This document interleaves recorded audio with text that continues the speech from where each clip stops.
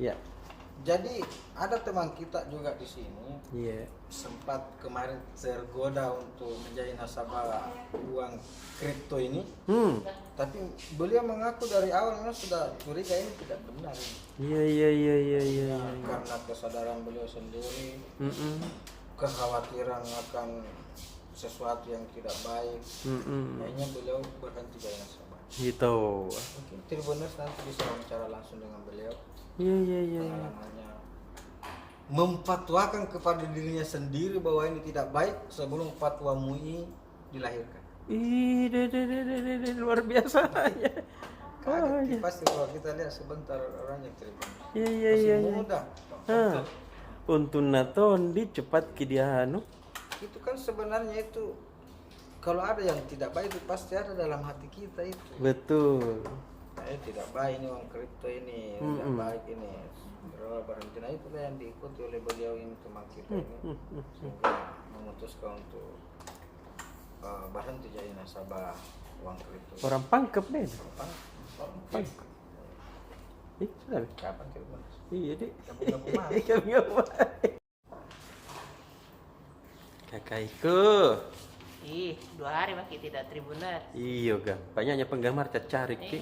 Kita Banyak yang yang protes kemana, di situ komentar. Iku. kita yang Wah, kemana, kita nak susah.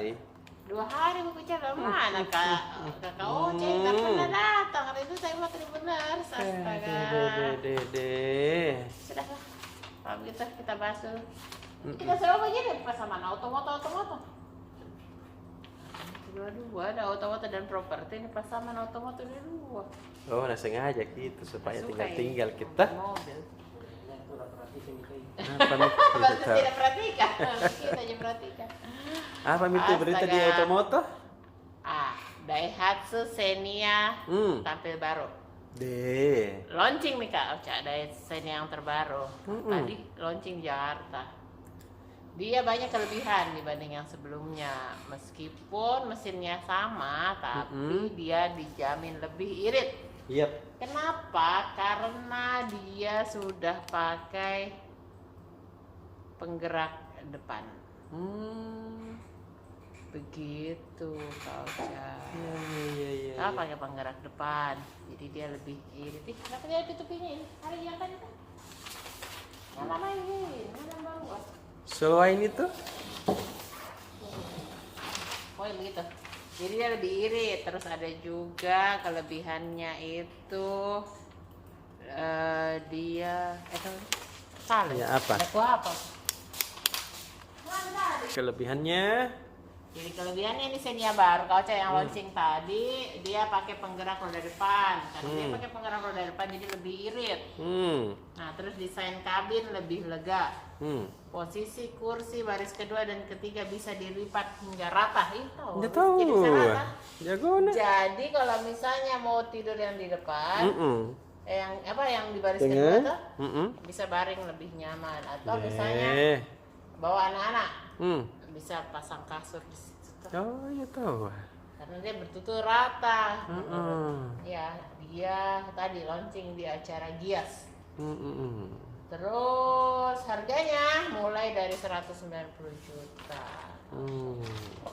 Nah, terus ada juga. Nah, sekarang kan musim hujan nih, banyak banjir. Nah, bagaimana kalau motor tak kena banjir? Iya. Gimana nih solusinya itu? Apa itu solusinya?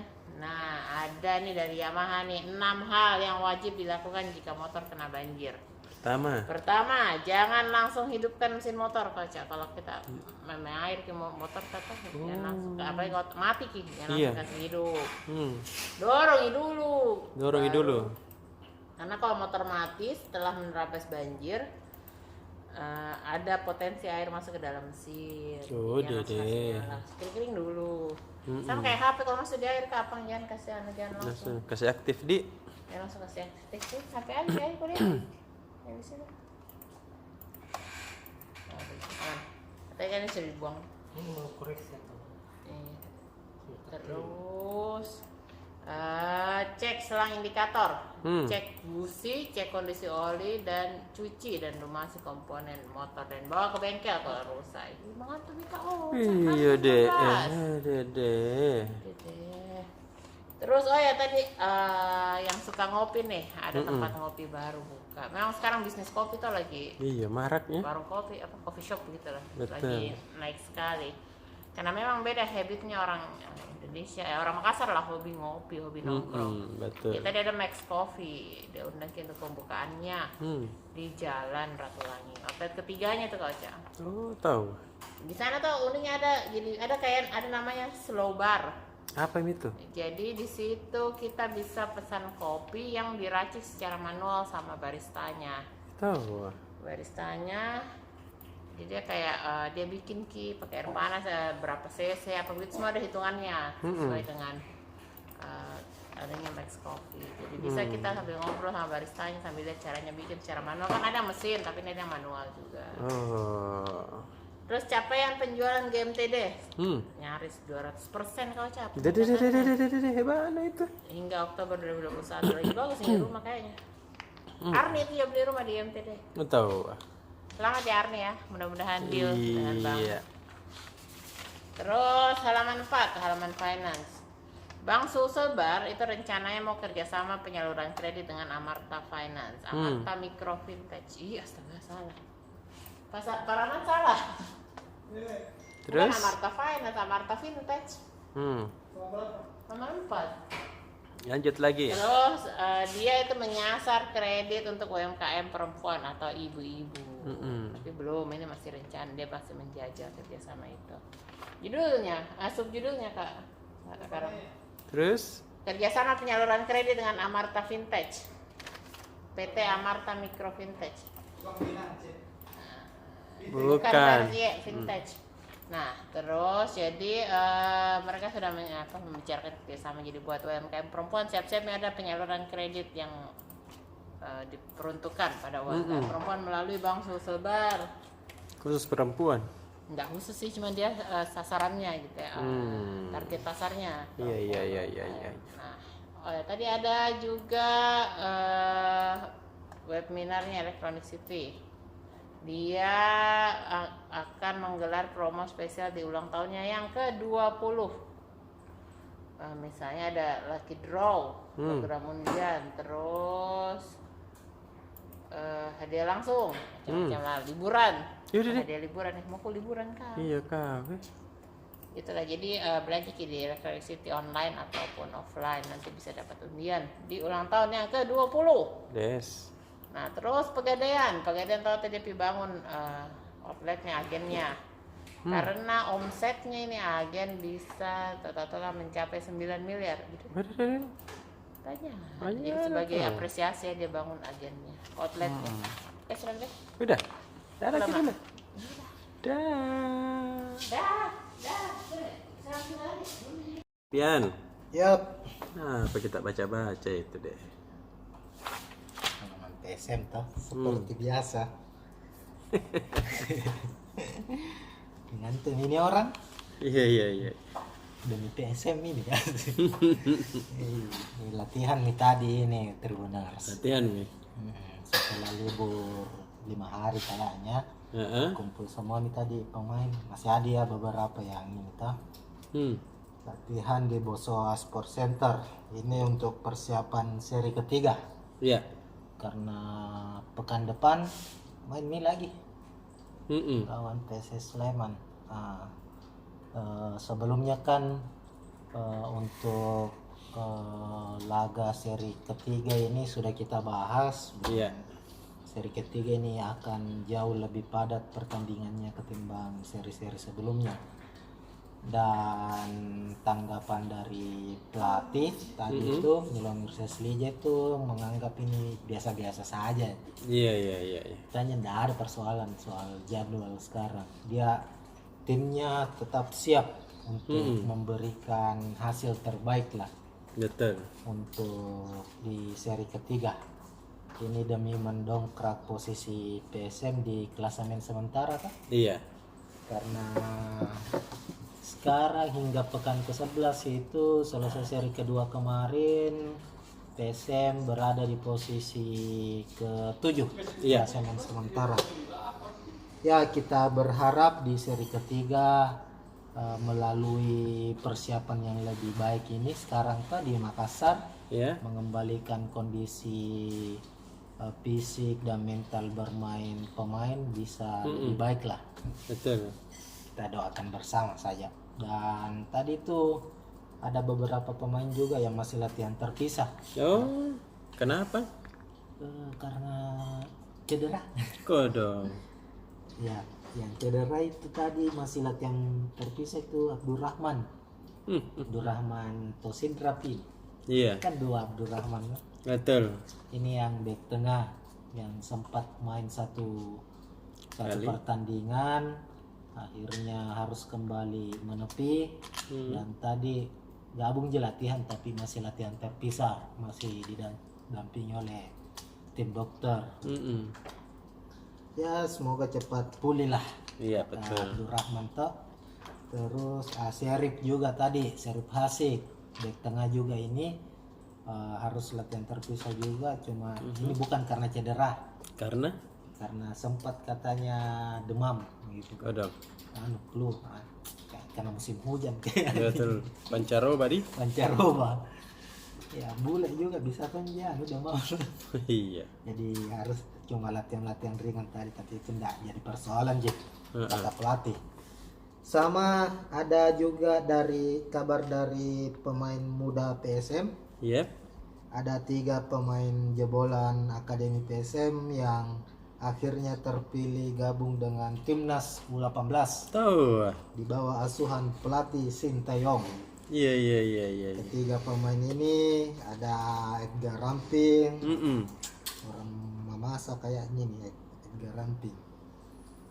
Edgar Ramping, Renaldi sama Ricky Pratama. Deh, Itu beruntungnya anak deh. Iya, baru 18 tahun umurnya nih. Deh. Jadi ketiganya ini bakalan ikut pemusatan latihan di Turki Deh. dalam waktu dekat.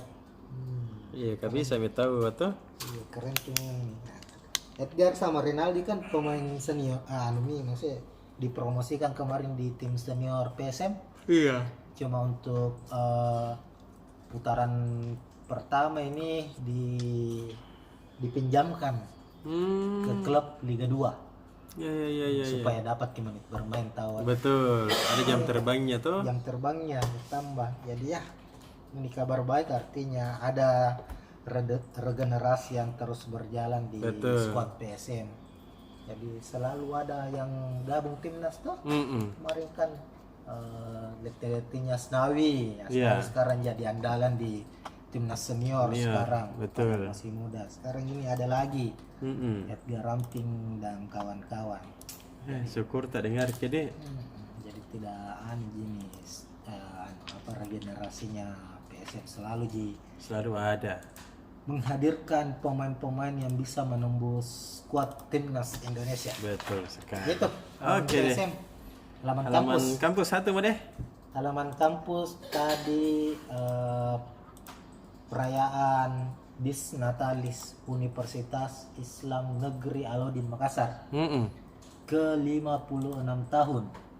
Jadi Deh. UIN ini kalau yang umur agak berumur ini pasti tahunya dulu ya Yen. Ya, Yen Alauddin. Iya Yen Alauddin. Sekarang UIN Alauddin Makassar berusia 56 tahun. Tadi itu perayaannya.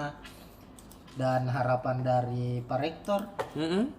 Prof siapa namanya tadi? Prof Rahman Johanis. Prof Hamdan. Prof Hamdan Johanis melihat bahwa perkembangan UIN sekarang ini tidak lagi semata-mata dipandang sebagai kampus Islam, Betul. tapi sekarang lebih memodernisasi. Mm-mm.